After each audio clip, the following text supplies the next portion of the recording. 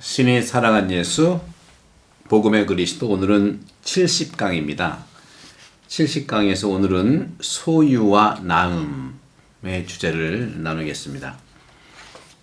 루카복음 12장 16절에서 21절을 보시면 어리석은 부자의 비유가 나오죠.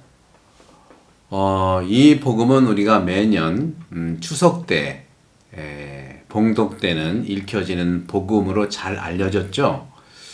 바로 소유냐 나눔이냐 하는 차원에서 예수님은 우리에게 방향을 제시해 주시죠. 루카복음 12장 18절에 보면 부자는 이렇게 말합니다. 더 큰 것을 지어서 거기에다가 내 모든 곡식들과 재물들을 모아두어야겠다.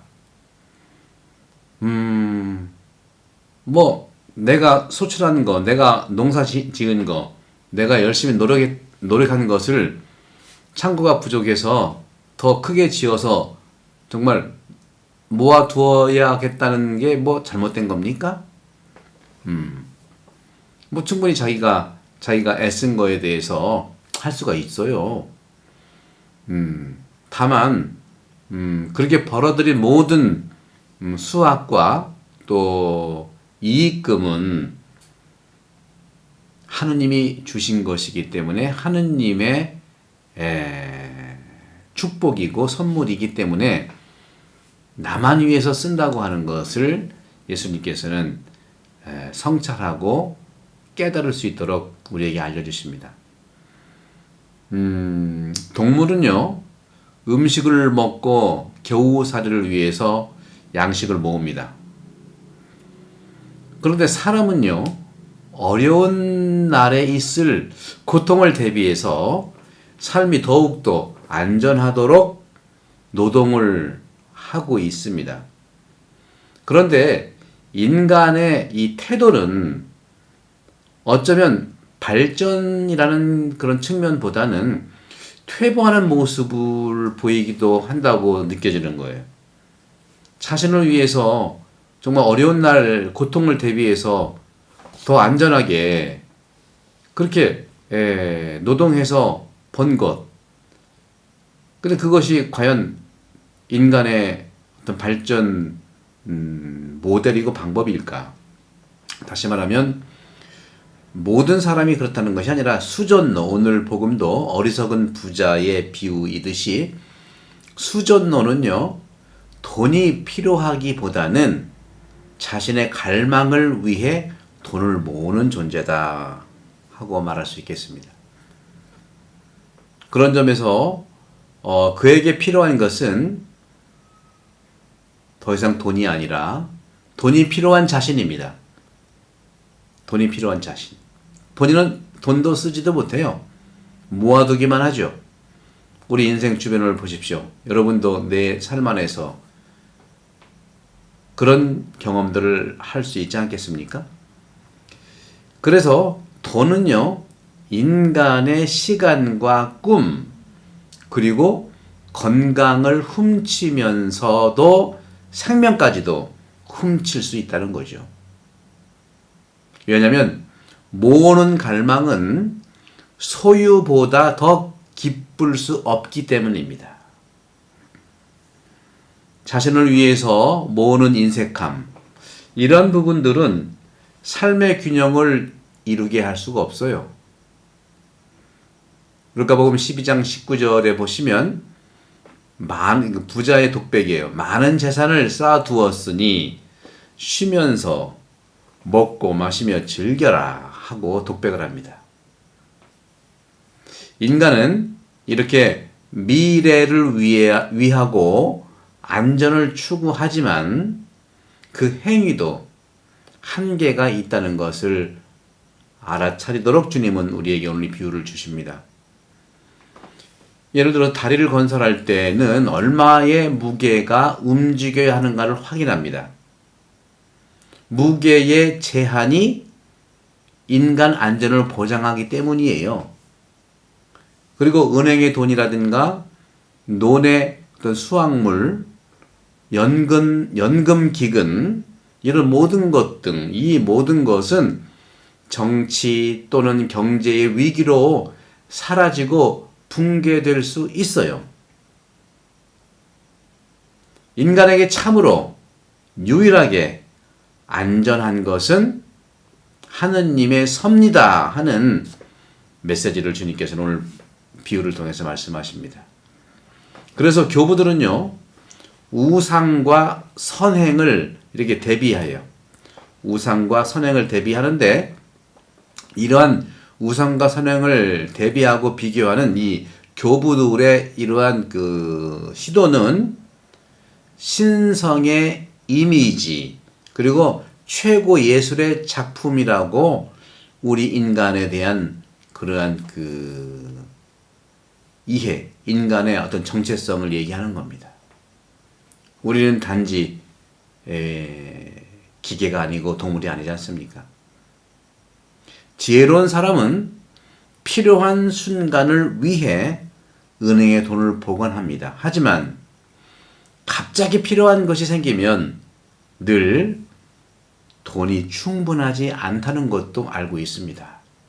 하지만 하느님은 우리에게 가장 유일하고 안전한 분이십니다. 오늘 주님께서는 말씀하십니다. 루카복음 12장 20절에 이렇게 말씀하십니다. 내가 마련해 둔 것은 누구 차지가 되겠느냐? 돈이 생명을 보장하지는 못한다는 것을 동서고금을 통해서 알 수 있어요. 실컷 창고를 넓게 만들어서 모든 곡식들, 소출들을 다 넣어놨는데 그 풍요로운 곡식과 많은 재산과 재물들이 자신의 생명을 보장할까요? 우리는 여행을 할 때 경비가 얼마나 필요한지 미리 계산을 해봅니다.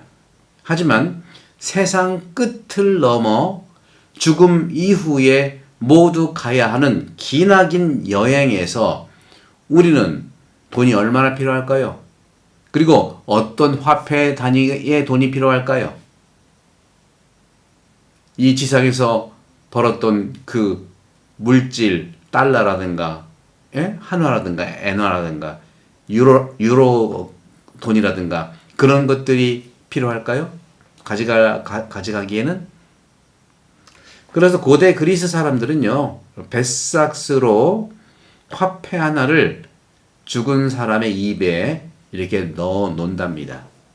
왜냐면 입에 넣어둔 그 화폐 하나를 배를 타고 가니까 삶의 자리에서 죽음의 나라로 건너가는 그 뱃삭 통행료로 내라는 겁니다.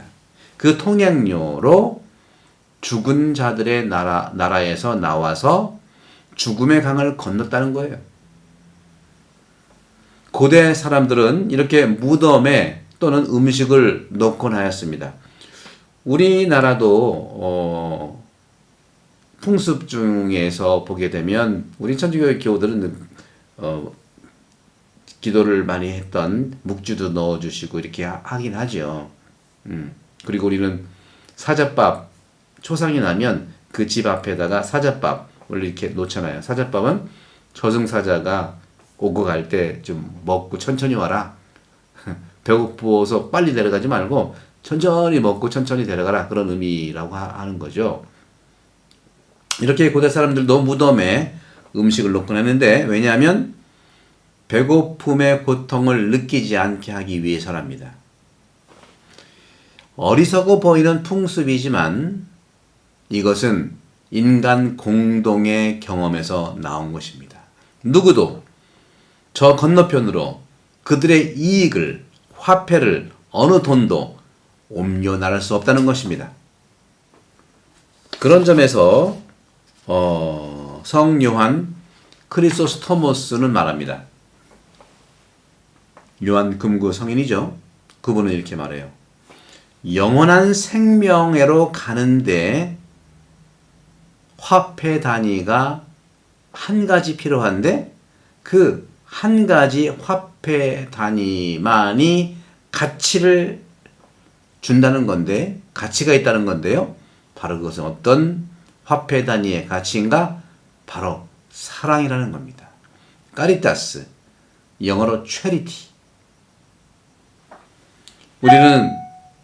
우리는요, 사람을 사랑하는 봉사의 가치, 그렇죠? 사람을 사랑하는 봉사의 가치로 우리의 이익을 가장 빨리 회전할 수가 있습니다. 우리는 돈을 가난한 자에게 나누어 하늘의 보화를 발견하는 것입니다. 결국 인간은 이웃에게 자신의 보물을 얼마나 선물했느냐에 따라서 그 선물했느냐에 따라서만이 저쪽으로 옮겨갈 수 있는 화폐라고 말하고 있는 것이 오늘 비유, 어리석은 부자의 비유라고 주님은 말씀하고 계시는 겁니다. 성부와 성자와 성령 여러분 감사합니다. 감사합니다.